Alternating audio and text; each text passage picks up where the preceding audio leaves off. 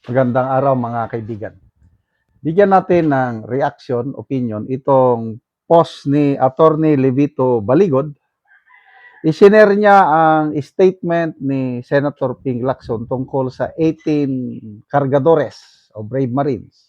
Sabi ni Lacson, Ping Lacson warns 18 cargadores may be pawns in this tab plot. Mga nagpapagamit lang sa mga grupo na gustong magpabagsak sa gobyerno ang 18 cargadores.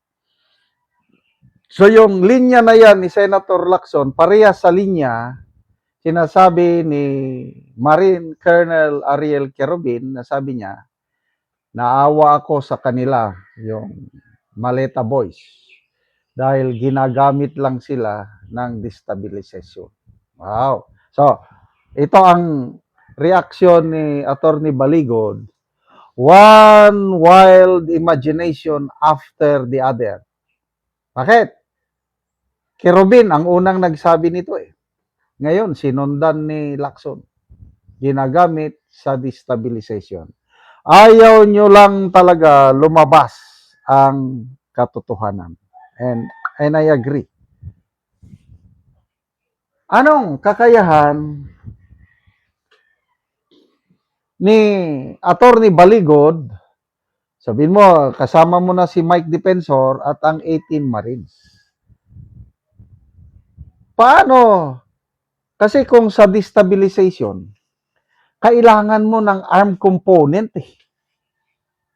Hindi ka naman pwedeng salita ka lang ng salita.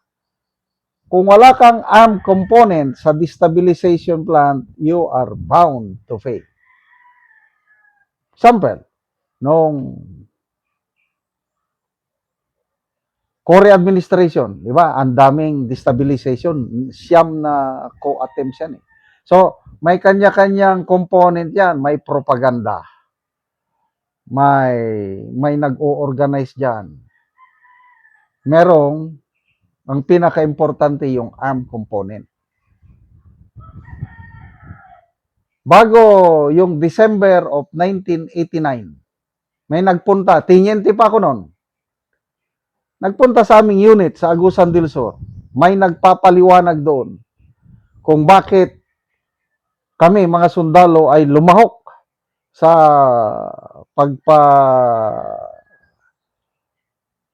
alis sa Cory Aquino administration.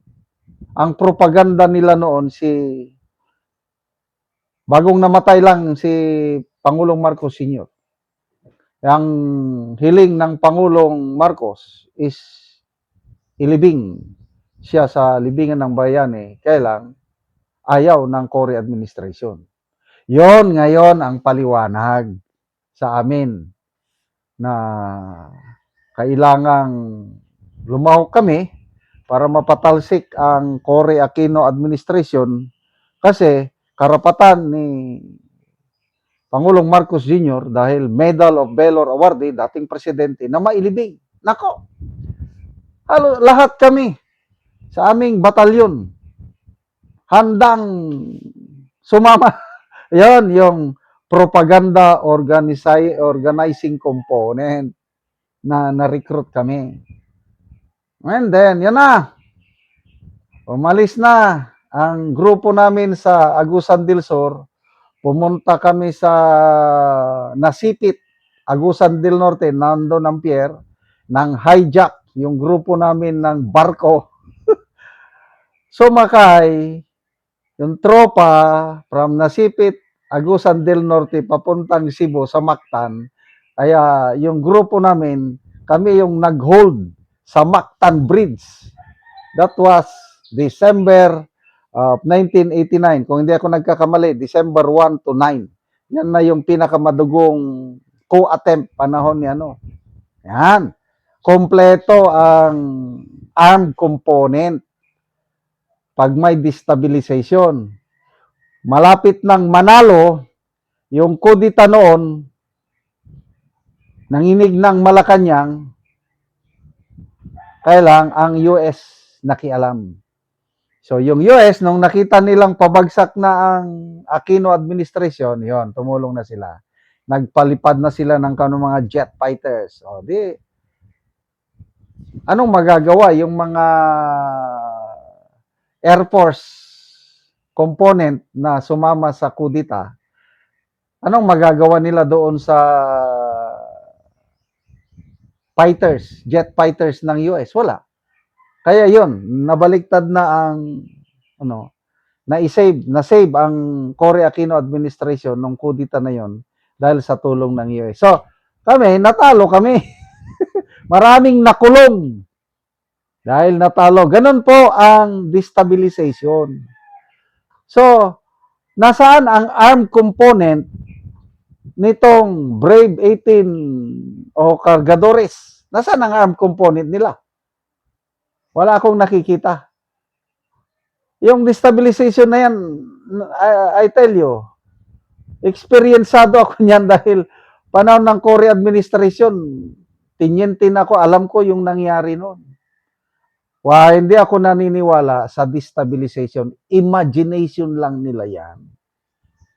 Naniniwala ko na ang Brave 18 Cargadores o Maleta Boys, lumabas lang yan para isiwalat ang katotohanan.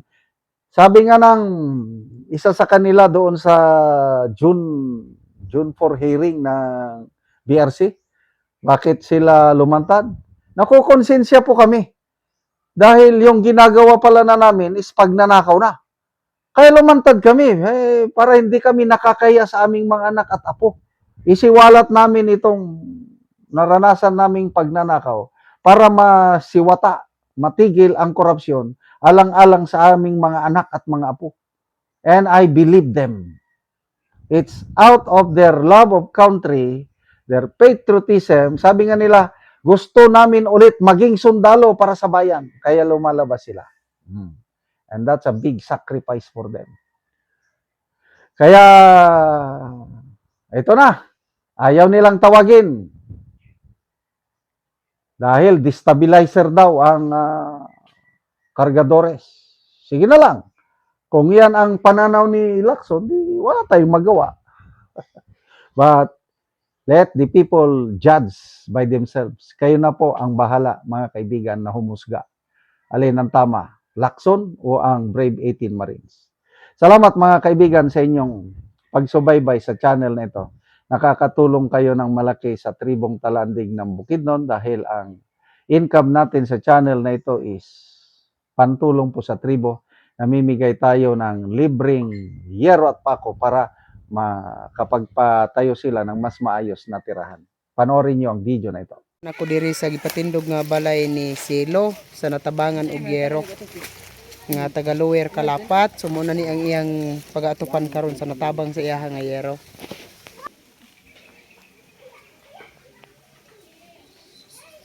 So muna ni ang Yero nga gitabang nga iatop karon.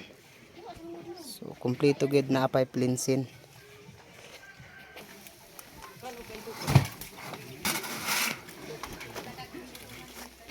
Yang kidunig ka maama.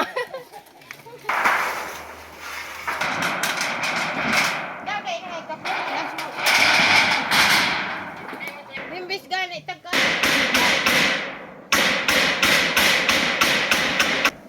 Gabi ay.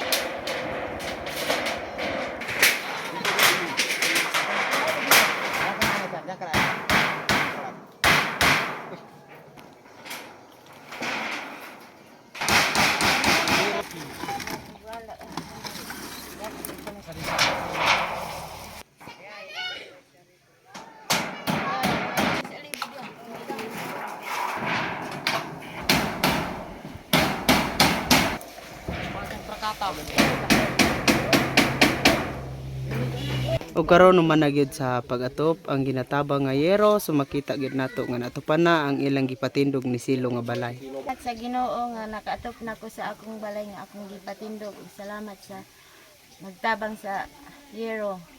Ginaot nga magpadayon pa para naapadaghan nagulat. Kung wala mo ang nagtabang kay di pa ko makapatindog sa akong balay. So, Salamat ako na gani ang ningkamot ani para makapatindog kog balay. So, ikaw- Salamat sa Ginoo. So ikaw na ani ang nagpatindog. Oh. So Para makataod lang mig balay. para makabalay lang mo. Akong bana, dagan man siyang trabaho, busa ako na ang naningkamot nga magpataod mig balay nga. Matagaan mig yero. Salamat kaayo. Ug salamat kaayo tag sa mua. Salamat gyud kaayo.